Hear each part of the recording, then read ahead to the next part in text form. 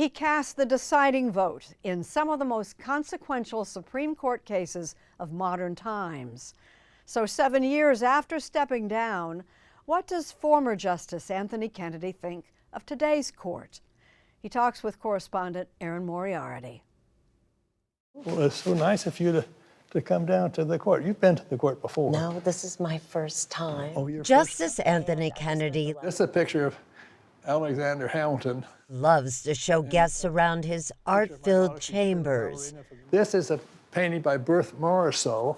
But beneath that gentlemanly charm There's a statue of the Pony Express. is the steel that once made him a force on the U.S. Supreme Court.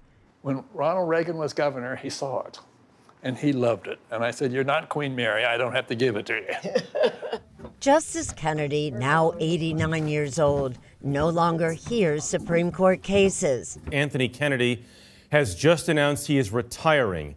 He formally stepped down 7 years ago during the first Trump administration. I love sitting on the bench. Would you want to be there today?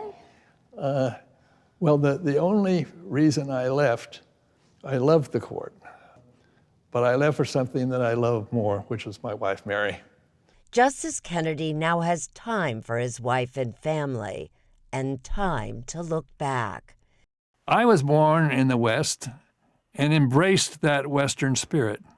In a new memoir, Justice Kennedy details how growing up in the West shaped his remarkable legal career, from private practice and teaching law in Sacramento, California, to sitting on the highest court in the country. Sacramento is where my thinking began about equality, liberty, and freedom. Did you ever even imagine that you would someday sit on the Supreme Court? No, or on any court, in fact. My father was a solo practitioner, and I took over his solo practice. Actually, it took over me, and I had no time to see the kids growing up. So when then Governor Ronald Reagan asked if he would be interested in a federal judgeship, he said yes. President Ford had asked him who his recommendation might be, and it seemed to me a good way to be able to spend more time with my family. At just 38 years of age, Kennedy became the youngest judge on the Ninth Circuit Federal Court of Appeals, but soon discovered that sitting on the bench had its own challenges. Good evening. As most of you know, there was an attempt on the life of President Ford in San Francisco today. Just months after Kennedy was sworn in, Lynette Squeaky Fromme was charged with the attempted assassination of President Gerald Ford. Judge Kennedy presided over her bail hearing. Because I was a circuit judge and happened to be in Sacramento that day or that week, should Squeaky Fromme be allowed bail? Well, it took me probably 10 seconds to decide no. But just days later, Kennedy says, his home in Sacramento was broken into and vandalized. It was terrifying, and then fortunately our U.S. Marshals are very good and nothing happened. More than a decade later, Reagan, now President Reagan, reached out again, this time with a vacancy on the U.S. Supreme Court. I am today announcing my intention to nominate United States Circuit Judge Anthony Kennedy to be an Associate Justice of the Supreme Court. Reagan's first pick, Robert Bork, had been rejected by the Senate, and his second, Douglas Ginsburg, had dropped out. Kennedy, the third choice, said yes. So help me God. So help me God. And was unanimously confirmed by the Senate. I think you could make an argument for saying that Justice Kennedy, in his time, was the most influential justice, maybe even in the history of the court. I think of him as independent. Professor Jamal Green teaches constitutional law at Columbia. He got to know Justice Kennedy in 2006 while clerking for another justice on the court, John Paul Stevens. He definitely was a bit of an iconoclast in the sense that he sometimes went with the conservatives, but very often went with the liberal bloc as well. And as the swing justice on the court, says Green, Kennedy's vote was often a deciding factor on some of the most consequential decisions on both sides of the political spectrum. The 2000 presidential election, gun ownership, abortion rights, and same-sex marriage. One way of measuring that is the year I was on the court, there were 25 5-4 decisions. And Justice Kennedy was in the majority in every single one. And there's certainly no one else who came close to that. Justice Kennedy did not take his power lightly.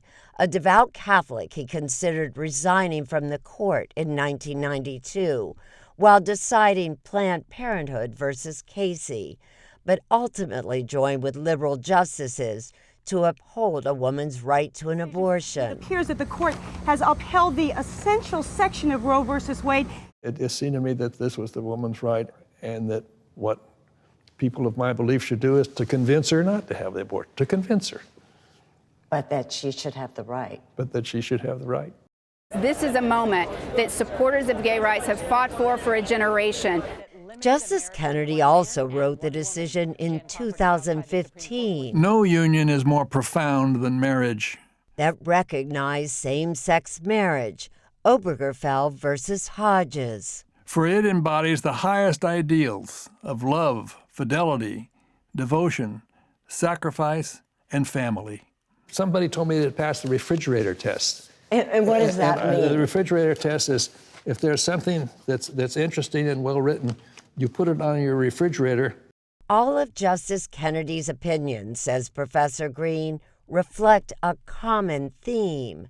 If you saw a Supreme Court opinion and saw the words freedom and liberty in the first paragraph, you could be pretty sure that Justice Kennedy was the person who had written that. But since Justice Kennedy stepped down, Green says, his legacy has begun to fade. In 2022, the Supreme Court, including two of his former clerks, Neil Gorsuch and Brett Kavanaugh, reversed Roe v. Wade, ending the federal right to abortion. And in that decision, Justice Alito says that both Roe v. Wade and the opinion in Planned Parenthood versus Casey, which you had co-wrote, was egregiously wrong. Was it? I stand by what we wrote and what we decided, but it's a difficult issue. Was that one of the rare times that the Supreme Court would take away a right that Americans had had for 50 years? Yes, it's quite infrequent for the court to overrule its decision. It may not be the last Kennedy opinion that's reversed. A petition has already been filed asking the court to reconsider the case that legalized same-sex marriage. Today, Justice Kennedy spends a lot of time with his own 9, his grandchildren. And while he is careful not to criticize the current justices, he admits he worries that some members may be too public with their differences.